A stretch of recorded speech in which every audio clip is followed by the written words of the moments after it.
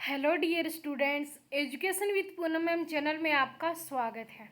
हमारा जो ये लेक्चर है ये है UPSC, PCS, RS, UP PCS और जितने भी एग्ज़ाम है जिसके अंदर मेंस के क्वेश्चन पूछे जाते हैं उसके लिए ये बहुत ही महत्वपूर्ण लेक्चर है। इसके अंदर हम जो मेंस के क्वेश्चन कैसे आते हैं और किस प्रकार उनको लिखा जाता है उसके बारे में डिस्कस करेंगे। तो जो आज का जो हमारा जो टॉपिक है वो सामाजिक कल्याण से संबंधित जो टॉपिक है उससे संबंधित आज का जो हमारा क्वेश्चन है।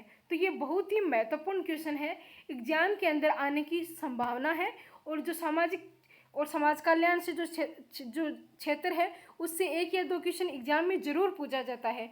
तो इनसे संबंधित जो हम क्वेश्चन करवा रहे हैं वो टॉपिक आप उन टॉपिक से संबंधित क्वेश्चन है वो तैयार कीजिए और एग्ज़ाम की जो आप तैयारी करें तो उन टॉपिक्स को अच्छे से कवर कर लीजिए, जिससे एग्ज़ाम में आपकी जो प्रैक्टिस की हुई होगी और एग्ज़ाम में आपकी ये अगर क्वेश्चन बनते हैं तो आपका अच्छा जो आंसर है वो लिखा जाएगा। तो चलिए जो आज का क्वेश्चन है वो हम देखते हैं। ये बहुत ही महत्वपूर्ण क्वेश्चन है तो आप इसको अच्छे से एंड तक वॉच कीजिए। तो देखते हैं आज का क्वेश्चन। दिव्यांगजन अधिकार अधिनियम 2016 के प्रमुख प्रावधानों का विवरण देते हुए दिव्यांगजनों के लिए संचालित की जा रही सरकारी योजनाओं की संक्षिप्त चर्चा कीजिए। तो जो दिव्यांगजन अधिकार अधिनियम 2016 है इसके अंदर कुछ प्रावधान किए गए हैं। सरकार ने दिव्यांगजनों के लिए सरकारी योजनाएं हैं वो संचालित की हैं और दिव्यांगजनों को बढ़ावा देने के लिए सरकार काफ़ी प्रयास कर रही है। तो इससे संबंधित हमको जो आंसर है वो लिखना है। किस प्रकार इस आंसर को हम लिख सकते हैं तो चलिए इसका आंसर है वो देखते हैं कि दिव्यांगजन यानी समान अवसर, अधिकारों का संरक्षण और पूर्ण भागीदारी अधिनियम 1995 के उपबंधों में सामंजस्य और बेहतर कार्यान्वयन सुनिश्चित करने के लिए दोहरे उद्देश्य के साथ सरकार ने इस अधिनियम के स्थान पर दिव्यांगजन अधिकार अधिनियम 2016 को अधिसूचित किया है। तो जो सरकार है उसने जो दिव्यांगजन अधिनियम 1995 है उसको चेंज करके दिव्यांगजन अधिकार अधिनियम 2016 है वो लाया है। इसके अंदर सरकार ने कुछ चेंज किए हैं और किस प्रकार दिव्यांगजनों के लिए नई नई योजनाएं ला सके, उनको किस प्रकार समान जो समाज है उसको साथ चलकर तथा उनकी जो भागीदारी है उनकी सुनिश्चित की जाए। इस प्रकार सरकार ने उनके जो उद्देश्य हैं उनके प्रति जो योजनाएं हैं उनको संचालित करने का जो कार्य है वो इस अधिनियम के अंदर किया गया है। जो दिव्यांगजन अधिकार अधिनियम जो 2016 है इसके जो प्रमुख प्रावधान हैं वो कौन कौन से हैं तो उसके बारे में देखते हैं कि इस अधिनियम में एक और जहां दिव्यांगता की परिभाषा में बदलाव लाते हुए इसे और व्यापक बनाया गया है तो वहीं दूसरी ओर इसमें दिव्यांगता को विकसित और गतिशील अवधारणा के आधार पर परिभाषित किया गया है। तो जो पहले जो दिव्यांगता की जो अवधारणा दी गई थी, परिभाषा दी गई थी, वो इस अधिनियम के तहत चेंज है वो कर दी गई है कि जो दिव्यांगता है वो कोई भी जो एक कमजोरी है वो नहीं है। दिव्यांगजन को इसको अपनी ताकत बनानी चाहिए और उसको जो गिल्टी है उसको शर्म महसूस नहीं करनी चाहिए। सरकार की योजनाओं के तहत उसको एक अच्छे नागरिक, एक पूर्ण नागरिक की भूमिका है वो निभानी चाहिए और देश के जो सेवा है, देश के विकास में उसको योगदान देना चाहिए। इसके लिए सरकार ने उसके लिए बहुत प्रयास करने की कोशिश किया है। तो 2016 के अंदर जो दिव्यांगता की परिभाषा है वो इस अधिनियम के अंदर चेंज की गई है। इस अधिनियम में दिव्यांगता के मौजूदा प्रकारों को 7 से बढ़ाकर 21 कर दिया गया है। इसके साथ ही केंद्र सरकार को इन प्रकारों में वृद्धि की शक्ति भी दी गई है। तो जो पहले जो दिव्यांगता के संबंधित जो 7 थे कैटेगरी थी कि ये लोग हैं वो दिव्यांग माने जाएंगे, लेकिन अब सरकार ने इसके अंदर बढ़ोतरी की है और 7 से बढ़ाकर 21 कर दिया गया है। अब 21 जो सूची है 21 प्रकार है उनको भी जो दिव्यांग से संबंधित जो योजनाएं हैं, आरक्षण संबंधित जो उनको बेनिफिट है उनको भी वो बेनिफिट है दिए जाएंगे। तो 21 कैटेगरी में उनको डिफाइन किया है कि इन लोगों को दिव्यांग है वो माना जाएगा। और साथ ही इस अधिनियम के तहत केंद्र सरकार को ये शक्ति भी दे दी गई है कि अगर इस कैटेगरी में किसी और को ऐड किया जाता है, और प्रकारों को ऐड किया जाता है तो केंद्र सरकार है वो इसको ऐड है वो कर सकती है। आगे देखते हैं कि यद्यपि शिक्षा और सरकारी नौकरियों को अब तक 3% आरक्षण दिए जाने की व्यवस्था की गई थी, लेकिन इस अधिनियम में इसे बढ़ाकर 4% कर दिया गया है। इसी प्रकार इस अधिनियम में बेंचमार्क विकलांगता से पीड़ित 6 से 18 वर्ष तक के बच्चों के लिए निःशुल्क शिक्षा की व्यवस्था है वो भी की गई है। तो जो पहले 1995 का जो दिव्यांगता अधिनियम था उसके अंदर जो शिक्षा और सरकारी नौकरी में जो दिव्यांग व्यक्ति हैं उनको 3% का आरक्षण दिया जाता था, लेकिन इस अधिनियम में जो दिव्यांगता अधिनियम 2016 है इसमें इसको बढ़ाकर 4% कर दिया गया है। और इसके साथ साथ जो 6 से 18 वर्ष तक के जो बच्चे हैं उनको निःशुल्क शिक्षा है वो भी दी जाएगी।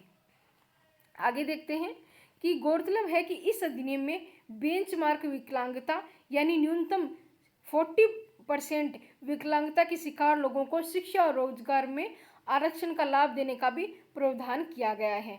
तो जो एकदम 40% विकलांग है, कोई भी कार्य करने में असक्षम होते हैं, उनको भी शिक्षा और रोजगार के अंदर जो आरक्षण है वो दिया गया है।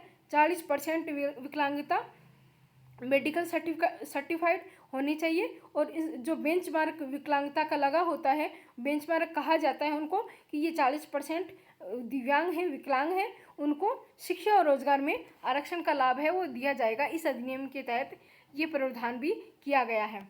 और ऐसे लोगों को सरकारी योजनाओं और अन्य प्रकार योजनाओं में भी प्राथमिकता दी जाएगी। तो जो बेंचमार्क दिव्यांगता है उनको सरकारी योजनाओं के साथ साथ जो अन्य प्रकार की योजनाएं हैं उनके अंदर भी जो आरक्षण और जो प्राथमिकता है वो भी दी जाएगी।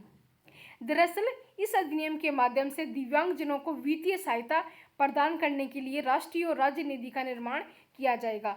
जो अधिनियम 2016 है, इस अधिनियम के तहत जो दिव्यांगजन है उनको वित्तीय सहायता भी दी जाएगी, जिसके तहत राष्ट्रीय और राज्य नीति दोनों है इस पर कार्य करेगी। इस संबंध में बनाए गए अन्य फंड्स का इस नए फंड में विलय कर दिया जाएगा। दिव्यांगजनों के अधिकारों के उल्लंघन से विशेष मामलों के निपटारे के लिए प्रत्येक जिले में विशेष न्यायालय को नामित किया जाएगा। तो जो पहले दिव्यांगजन से संबंधित जो फंड्स बनाए गए थे वो इस फंड के अंदर जो राष्ट्र और राज्य का जो निधि निर्माण फंड उन्होंने तैयार किया है दिव्यांगजनों की वित्तीय सहायता के लिए, उस फंड के अंदर जो अन्य जो पहले से फंड के लिए जो योजनाएं चल रही थी उनको इसके अंदर मिला दिया जाएगा। और जो दिव्यांगजन के अधिकार है अगर उनका उल्लंघन होता है तो उसके निपटारे के लिए, एक विशेष मामलों के निपटारे के लिए प्रत्येक जिले में एक विशेष न्यायालय है उसको भी नामित किया जाएगा। दिव्यांगजनों के लिए सरकार द्वारा संचालित की जा रही योजनाएं हैं वो देखते हैं कि दिव्यांग व्यक्तियों के सामाजिक आर्थिक बदलाव के साथ सार्वभौमिक पहुंच सुनिश्चित करने के लिए सामाजिक न्याय एवं अधिकारिता मंत्रालय के दिव्यांगजन सशक्तिकरण विभाग द्वारा देश भर में सुगम्य भारत अभियान संचालित किया। इस अभियान का उद्देश्य दिव्यांग व्यक्तियों को जीवन के सभी क्षेत्रों में भागीदारी करने के लिए समान अवसर एवं आत्मनिर्भर जीवन है वो प्रदान करना है। तो जो दिव्यांग व्यक्ति है उनको सामाजिक, आर्थिक और जो सार्वभौमिक पहुंच है वो सुनिश्चित करना इस अधिनियम का प्रमुख उद्देश्य है, जिसके तहत जो सामाजिक न्याय एवं अधिकारिता मंत्रालय है उन्होंने जो दिव्यांग सशक्तिकरण विभाग है उसके तहत पूरे देश भर के अंदर जो सुगम्य भारत अभियान है उसको चलाया गया है, जिसके तहत जो दिव्यांग व्यक्ति हैं उनके जीवन से संबंधित जितने भी क्षेत्र है उनकी भागीदारी सुनिश्चित करने के लिए तथा वो बताने के लिए कि वो समाज का एक हिस्सा है और वो भी देश के विकास के अंदर अपना योगदान है वो दे सकते हैं, उनको भी समान अवसर हैं वो दिए जाएंगे और वो भी आत्मनिर्भर जीवन है वो जी सकते हैं। सरकार उनके लिए जो योजनाएं लाके उनकी सहायता करेंगी जिससे वो अपना और समाज का जो कल्याण है वो कर सकें। इसके द्वारा दिव्यांगजनों के लिए सुगम्य भौतिक वातावरण, परिवहन, सूचना एवं संचार तंत्र को विकसित करना है। तो इसके जो सुगम्य भारत अभियान है इसके तहत जो दिव्यांगजन है उनको भौतिक उपकरण, भौतिक वातावरण, जो परिवहन सुविधा है वो सूचना एवं संचार जो तंत्र है उसको विकसित करेगी। इसी क्रम में जो भारत सरकार है उसने वर्ष 2016 में सुगम्य पुस्तकालय के रूप में एक ऑनलाइन मंच की शुरुआत है वो की गई है। यहाँ पर दिव्यांग व्यक्ति इंटरनेट के द्वारा पुस्तकालय से संबंधित सभी प्रकार की उपयोगी पुस्तकों को पढ़ सकता है। तो जो सरकार है उसने दिव्यांग अधिनियम 2016 है उसके तहत एक ऑनलाइन मंच उपलब्ध करवाया है, जिसकी सहायता से इंटरनेट की सहायता से जितनी भी बुक्स हैं वो यहाँ पे पढ़ सकता है। उसके तहत सुगम्य पुस्तकालय नाम से एक ऑनलाइन मंच है वो दिव्यांगजनों के लिए इसकी शुरुआत है वो की है। सुगम्य पुस्तकालय में नेत्रहीन व्यक्ति अपनी पसंद के उपकरण जैसे मोबाइल फ़ोन, टैबलेट, कंप्यूटर इत्यादि का उपयोग कर ब्रेल डिस्प्ले की मदद से भी इसको पढ़ सकते हैं। तो जो नेत्रहीन दिव्यांग हैं उनके लिए भी जो सुगम्य पुस्तकालय है उसमें ये फैसिलिटी प्रोवाइड करवाई गई है कि जो मोबाइल, टैबलेट, कंप्यूटर है उसको ब्रेल डिस्प्ले की सहायता से भी वो पढ़ सकते हैं। वास्तव में इसी तरह से भारत सरकार द्वारा वेब आधारित विशिष्ट दिव्यांग पहचान कार्ड शुरू किया गया है। इसके तहत विकलांगता के प्रकार सहित विभिन्न विवरण ऑनलाइन उपलब्ध कराए जाएंगे। इससे दिव्यांग प्रमाण पत्र की प्रामाणिकता सुनिश्चित करने में मदद मिलेगी तथा अलग अलग कार्यों के लिए कई प्रमाण पत्र साथ रखने की समस्या है वो दूर होगी। तो सरकार ने जो एक विशिष्ट दिव्यांग पहचान कार्ड बनाने की शुरुआत है वो इसके तहत की गई है, जिससे एक ही ऑनलाइन मंच पर उनको सभी सुविधाएं हैं वो दी जाए और जो ये विशिष्ट दिव्यांग पहचान कार्ड है ये वेरीफाइड होगा और जिसके तहत वो सभी योजनाएं शिक्षा और सरकारी क्षेत्रों में लाभ ले सकेंगे और उन्हें अलग अलग कार्यों के लिए, अलग अलग योजनाओं के लिए अलग अलग प्रमाण पत्र की ज़रूरत है वो नहीं पड़ेगी। इस क्रम में भारत सरकार ने दिव्यांग व्यक्तियों के लिए स्वावलंबन स्वास्थ्य बीमा योजना भी शुरू की है। तो जो भारत सरकार है उन्होंने दिव्यांग व्यक्तियों के लिए स्वावलंबन स्वास्थ्य बीमा योजना है इसकी भी शुरुआत है वो की है। तो डियर स्टूडेंट्स, ये था हमारा आज का लेक्चर। आपको ये हमारा लेक्चर कैसा लगा कमेंट करके ज़रूर बताएं। इसकी PDF आपको टेलीग्राम पे मिल जाएगी।